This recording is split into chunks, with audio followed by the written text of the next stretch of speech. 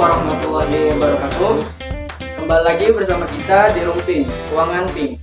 Pada kali ini kita kedatangan tamu dari mahasiswi Sekolah Tinggi Agama Islam Sirojul Falah.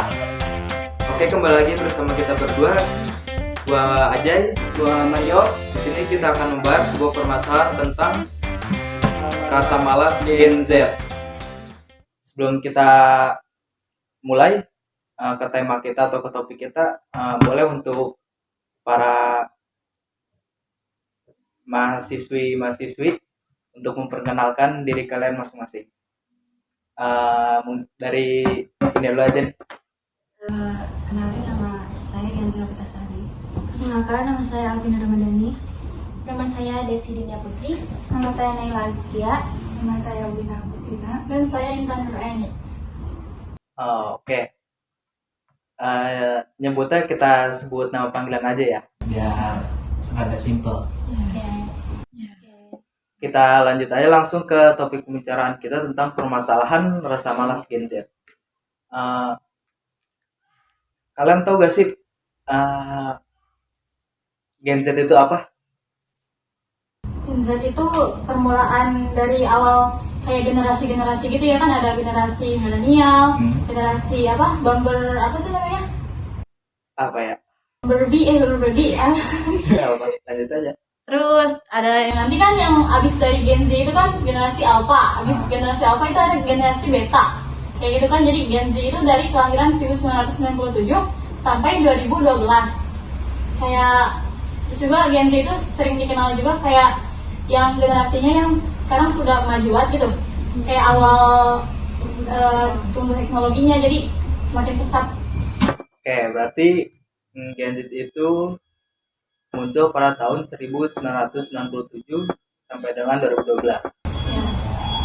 Langsung aja kita ke pertanyaan-pertanyaan tentang permasalahan rasa malas Gen Z. Yang pertama mungkin akan ditanyakan oleh teman saya. Nah, kan pada waktu ini banyak nih kata-kata atau komen dari netizen atau apa. Banyak yang bilang Gen Z itu salah satu gen atau generasi yang malas. Nah, gimana sih menurut kalian alasan utama mengapa banyak Gen Z itu memiliki rasa malas atau kurangnya motivasi? Menurut saya, karena generasi ini kurang diajarkan bagaimana rasanya rasa kegagalan atau kesulitan. Akibatnya, mereka lebih cenderung mudah menyerah menghadapi hambatan. Dan juga mereka sering merasakan sikap takut salah. Hal ini mengakibatkan mereka tidak mau memulai sesuatu. Yang lain ada gak pendapat lain tentang malasnya Gen Z ini? Mungkin rasa malas itu karena adanya teknologi dan media sosial ya di zaman sekarang, sehingga anak-anak Gen Z itu cenderung mereka tuh menggunakan Jalan alternatif. media sosial sehingga kurangnya berinteraksi langsung. Berarti karena HP ya? Ya, bisa handphone. Yang tadinya mengelamar itu harus ke tempat-tempat Ya, kayak secara KTP, langsung. sekarang Iya, harus sekarang- menggunakan CP gitu Iya, kan. betul. Sekarang mereka menggunakan teknologi. Nah, Agar lebih instan. Iya. Kerja juga sekarang kan bisa lewat online juga. Iya, benar. Jadi bisa jadi kan tumbuh rasa malas juga itu. iya. Iya. Oke, berarti jelas ya kenapa Gen Z itu disebut generasi yang malas. Oke, kita lanjut. Ke pertanyaan kedua. Ya, di sini juga ada yang bilang, banyak orang bilang itu Gen Z cenderung lebih stres atau cemas. Nah, gimana sih pendapat kalian tentang statement itu? Apa benar Gen Z itu gampang cemas, apalagi stres gitu kan? Ya, rasa malas itu memang bisa jadi gejala dari masalah mental yang lebih besar gitu ya. Kayak kecemasan, depresi atau stres. Bagi banyak orang Gen Z tuh perasaan malas ini tuh bukan hanya masalah motivasi, tetapi juga cerminan dari kondisi psikologisnya yang membutuhkan perhatian. Jadi orang malas tuh jangan didiemin gitu, harus dirangkul, harus diperhatiin, hayu diajak gitu, biar mereka tuh nggak malas. Kalau mereka sendirian tuh jadi malas, jadi harus kayak ayo sini diajak gitu kan. Dari orang tuanya juga harus support Iya, banget dari ya. orang tua juga. Yang lain ada gak? Ya mungkin rasa malas tuh gejala atau tanda dari masalah mental yang kebanyakan orang rasa gitu ya. Contohnya itu ada kecemasan, depresi, atau mungkin bagi Gen Z tuh stres tuh sangat lumrah gitu. Karena kadang tuh mereka merasa tekanan itu dari segala arah, entah dari teman, keluarga, ataupun masalah pribadi mungkin ya. Dia merasa tidak percaya diri dengan apa yang mungkin dia bisa, terus dengan kekurangannya dia gitu. Jadi banyak orang, terutama Gen Z, yang menghadapi tekanan hidup yang cukup kompleks. Perasaan malas atau kehilangan motivasi tidak selalu disebabkan oleh kurangnya disiplin atau keinginan untuk bekerja, tapi seringkali berkaitan dengan kondisi emosional atau psikologisnya gitu. Jadi misalkan nggak semua orang tuh karena tekanannya mungkin dia emang punya anxiety atau panic attack atau stres yang mungkin emang dari dulunya gitu, dan semakin membuat parah itu karena tekanan-tekanan yang ada gitu. Mungkin itu sih. Untuk cara mengatasinya kira-kira tahu gak cara mengatasi tekanan-tekanan itu? Atau dengan cara apa gitu kan? Mungkin untuk cara mengatasi rasa malas atau stres itu sendiri dari Gen Z sih kebanyakan yang pertama itu mungkin kita mencari kebahagiaan sendiri atau dengan cara melakukan hal-hal yang kita senangi gitu. Misalkan apa yang membuat kita malas, misalnya kita malas belajar, entah kita malas beribadah ataupun kita malas sekolah gitu. Nah kita bisa mungkin untuk yang lebih ideal itu seperti malas sekolah itu kan mungkin kita nggak bisa kita hindarin gitu ya. Kalau misalkan untuk belajar atau belajar sendiri di rumah gitu itu masih kita bisa atasi dengan mungkin kita nggak mau nulis atau kita tidak mau belajar sendiri, kita bisa dengan menonton video edukasi. Yang penting kita tetap melakukan hal itu walaupun dengan sedikit paksaan mungkin ya, karena kebanyakan Gen Z itu tetap dilakukan meskipun dia dengan terpaksa gitu. Cuman mungkin nantinya dia akan menikmati sendiri gitu. Mungkin itu sih salah satunya. Lanjut aja. Nah, baca lagi. Enggak, yang ketiga sekarang. Nah, dari topik rasa malas atau stres itu gimana sih menurut kalian cara mengatasinya? Menurut saya, cara mengatasinya adalah atur waktu dan istirahat dengan baik. Itu dapat menjaga energi kita dan fokus kita tuh kayak bisa menjaga energi dan fokus kita gitu. Terus yang kedua itu memberikan reward untuk diri kita sendiri. Kayak kalau kita selesai menyelesaikan tugas gitu atau menyelesaikan tujuan kita memberikan reward kayak pengen nanti kalau misalnya kita udah selesaikan tugas ini kita kasih ke diri kita sendiri tuh kayak beli tas, kayak nonton film atau gitu deh. Oh, jadi cara mengatasinya tuh seperti itu. Atur waktu dan istirahat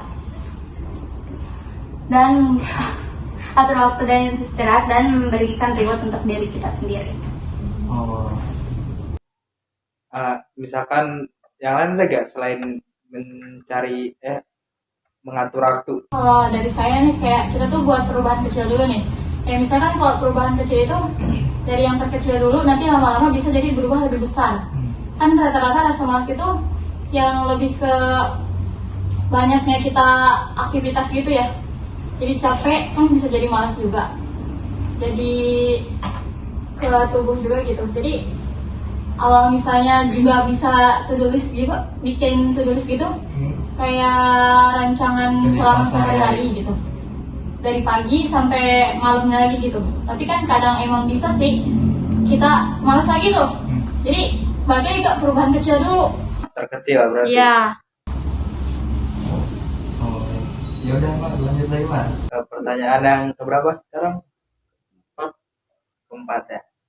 Kira-kira ada gak sih dari kalian yang kayak punya pengalaman terjebak atau susah keluar dari rasa malas atau mungkin frustasi yang sangat besar? Nah, kira-kira gimana sih pengalaman kalian biar bisa keluar dari zona itu? Kalau dari pengalaman saya, rasa malas itu bisa hilang dengan kita memikirkan ke depannya itu jadi gimana gitu. Kalau kita sering malas-malasan, pasti gak bakal berubah, pasti stuck di situ terus. Kayak misal ada pekerjaan, tugas kuliah maksudnya. Pasti tugasnya kan nggak selesai-selesai. Ya. Nah, jadi kita itu harus memaksakan diri kita untuk mengerjakan tugas itu. Berarti segala sesuatu itu harus dipaksakan. Ya. Walaupun itu kita melakukannya dengan mau nggak mau gitu ya, Ya. malas-malasan. Daripada kita memikirkan tugas belum selesai, itu kan jadi kayak beban juga. Benar. Nambah malas.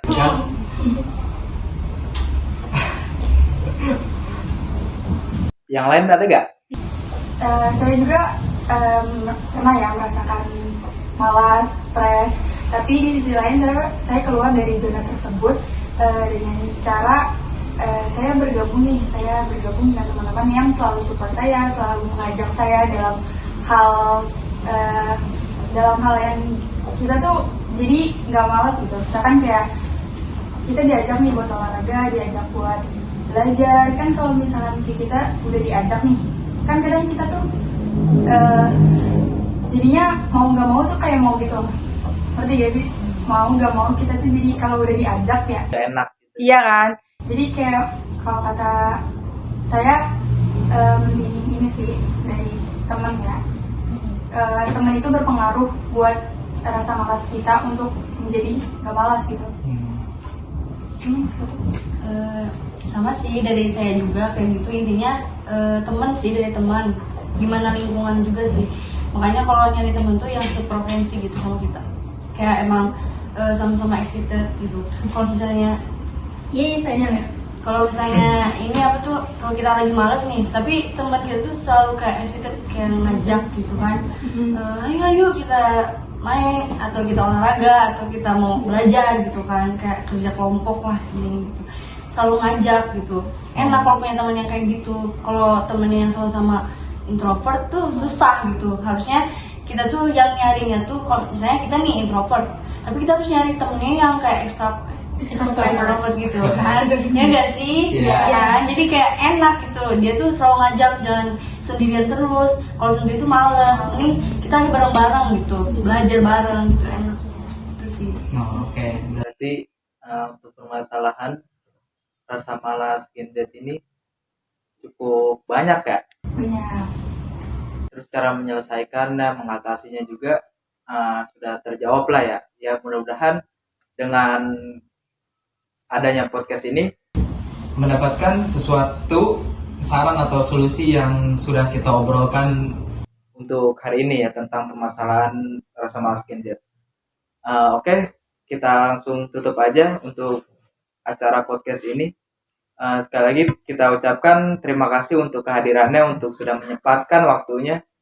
yang mungkin ada keperluan yang tadinya ada mau kesini, mau kemana gitu kan, tapi sudah menyempatkan hadir untuk di podcast ini. Saya Fajar, Saya Mario. kita tutup di podcast Rumping ini.